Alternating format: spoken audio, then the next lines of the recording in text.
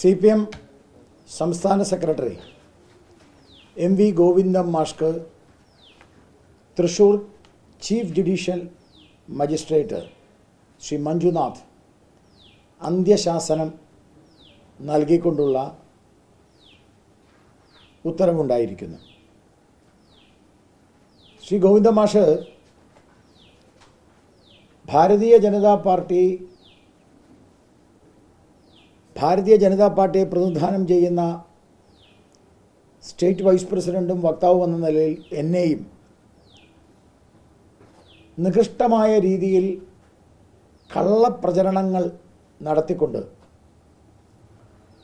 അപകീർത്തികരമായ പ്രസ്താവനകൾ നടത്തിക്കൊണ്ട് അപകീർത്തിപ്പെടുത്താൻ ശ്രമിച്ചതിനെതിരെ Thrissur chief judicial മജിസ്ട്രേറ്റിന് മുമ്പാകെ BJPക്ക് വേണ്ടി അതുപോലെ എനിക്കെതിരായിട്ടുള്ള പ്രസ്താവനയ്ക്കെതിരായി ഞാൻ നൽകിയ കേസ്, ആ കേസ് ഫയലിൽ സ്വീകരിച്ചുകൊണ്ട് CC 10/2023 കേസ് ഫയലിൽ സ്വീകരിച്ചുകൊണ്ട് പ്രഥമ ദൃഷ്ട്യാ തെളിവുണ്ട് എന്ന് കണ്ട് 3 സാക്ഷികളെ വിസ്തരിച്ച് ആ 3 സാക്ഷികളെ വിസ്തരിച്ചതിൻ്റെ അടിസ്ഥാനത്തിൽ കൃത്യമായ തെളിവുണ്ട് എന്ന് കണ്ടതിൻ്റെ അടിസ്ഥാനത്തിൽ MV ഗോവിന്ദൻ മാഷ് കോടതിയിൽ ഹാജരാവണമെന്ന് പറഞ്ഞുകൊണ്ട് സമൻസ് അയക്കുകയുണ്ടായി. സമൻസ് കൈപ്പറ്റിയ MV ഗോവിന്ദൻ മാഷ് കോടതിയിൽ ഹാജരായിട്ടില്ല. കെജ്രിവാൾ സമൻസ് കൈപ്പറ്റിയിട്ടും കോടതിയിൽ ഹാജരാവാതെ വന്നപ്പോഴാണ് അവസാനം വാറണ്ടും അവസാനം അറസ്റ്റുമായത്. ഇന്ന് കോടതിയിൽ അഡ്വക്കേറ്റ് ജെയ്സൺ ടി പോൾ, എനിക്ക് വേണ്ടി ഹാജരായ advocate Jason T Paul MV Govindan മാഷ്ക്കെതിരെ വാറണ്ട് ഇഷ്യൂ ചെയ്യണം എന്ന് കോടതി ആവശ്യപ്പെടുകയുണ്ടായി. വാറണ്ട് ഇഷ്യൂ ചെയ്യണമെന്ന് കോടതിയോട് പറഞ്ഞ സമയത്ത് അവസാനത്തെ ഒരു തീയതി എന്ന നിലയിൽ അന്ത്യശാസനം നൽകിക്കൊണ്ടാണ് ഒരു പ്രാവശ്യം കൂടി കോടതി കേസ് മാറ്റിവെച്ചിരിക്കുന്നത്. അത് ജൂലൈ 2-ാം തീയതിയിലേക്കാണ്. കേസിനാസ്പദമായ സംഭവം എന്ന് പറയുന്നത് ഇന്ത്യൻ കോൺസ്റ്റിറ്റ്യൂഷൻ, ഭരണഘടന, ആ ഭരണഘടന ഭാരതീയ ജനതാ പാർട്ടി അംഗീകരിക്കുന്നില്ല.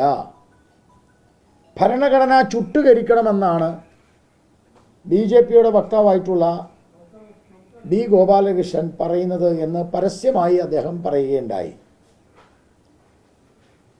ഭരണഘടനയെ അംഗീകരിക്കാത്ത, ഭരണഘടനയിൽ വിശ്വാസമില്ലാത്ത, ഭരണഘടന ചുട്ടരിക്കണമെന്ന് പറഞ്ഞ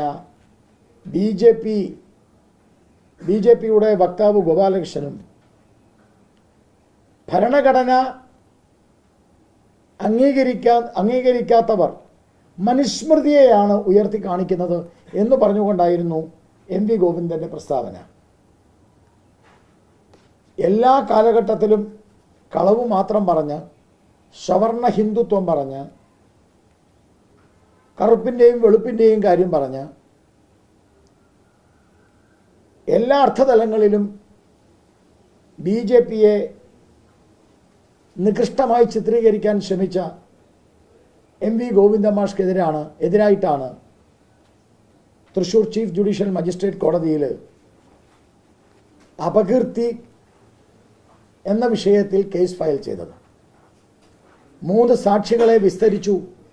സാക്ഷി വിസ്താരത്തിലെ പ്രഥമ ദൃഷ്ട്യാ തെളിവുണ്ട് എന്ന് മനസ്സിലാക്കി ആ തെളിവിൻ്റെ അടിസ്ഥാനത്തിലാണ് കോടതി MV ഗോവിന്ദൻ മാഷ്ക്കെതിരായിട്ട് ഇപ്പോൾ അന്ത്യശാസനം നൽകിയിട്ടുള്ള ഉത്തരവുണ്ടായിട്ടുള്ളത്.